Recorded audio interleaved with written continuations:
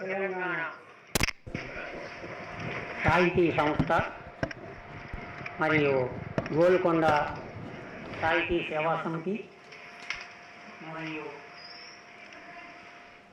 తెలంగాణ భాషా సంస్కృత సంస్థ ఆధ్వర్యంలో నిర్వహిస్తున్నటువంటి ఈ కార్యక్రమానికి వచ్చేసినటువంటి కవిమిత్రులకు, ఈ కార్యనిర్వాహకులకు నా యొక్క హృదయపూర్వక నమస్కారాలు. ఈ సమావేశానికి ముందుగా పిలిచినందుకు గాను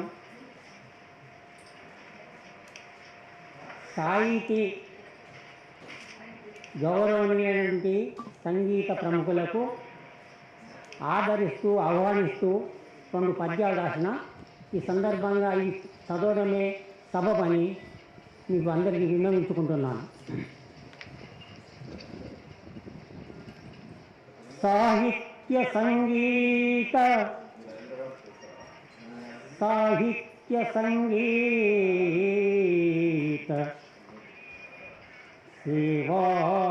సేవాభిమానులను మేళతాళాలతో మేలు కొలిపి అధ్యక్ష అతిథులు హాయిగా కూర్చుండ పరుపులు సోపాలు పరువనుంటి ప్రేక్షకులు ప్రీతిపాత్రము చంద ముల్ల పన్నీరులను చల్లనుంటి పుస్తకావిష్కర్త పండిత ప్రముఖులను పంచభక్షాన్నము నుంచనుంటి నేను నిరుపేద రచయితన్ నెయ్యి పాలు చక్కరములాది విందుల చందమీయ లేను కవితాక్షర పదములేరి కూర్చి సాదర వినయ వాక్కులను స్వాగతింతూ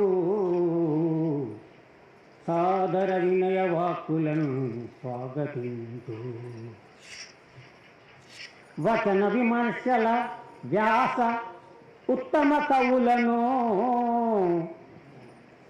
ఉపహారమును పెట్టి ఒప్పనుంటి పద్యాలు గేయాల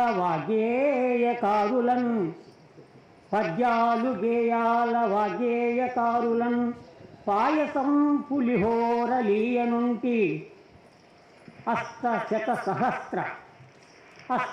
సహస్ర అవధాన స్రష్టలను కండువా జ్ఞాపిక కప్పనుంటి నాటిక నవరస కథకులను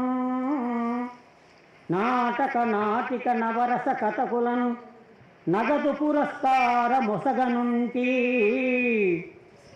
మనసు నలరించు కవినేను మౌనభాషి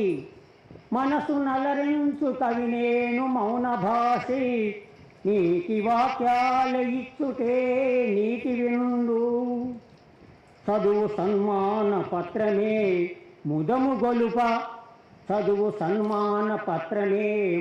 గొలుప సభికుల ప్రశంస సప్పట్లో సాలునయ్యా. శుభం. ధన్యవాదాలు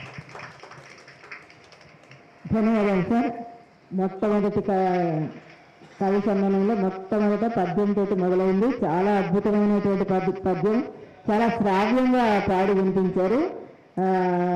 ఒక కవి సమ్మేళనం అనేది ఎట్లా ఉంటుందో అక్కడి నుంచి కవులు ఎట్లా ఆనందంగా ఉంటారు, ఎవరెవరు వస్తారు, ఏ విధంగా చేస్తారు, వారికి ఏమేమి ఇస్తారు, అవన్నీ కూడా అందులో పొందుపరిచి చక్కటి కవితను రాసి మనకందరూ కూడా ఆనందాన్ని కలిగించారు. వారికి హృదయపూర్వకమైనటువంటి నమస్సులు తెలియజేస్తున్నాను పెద్దవారు కనుక.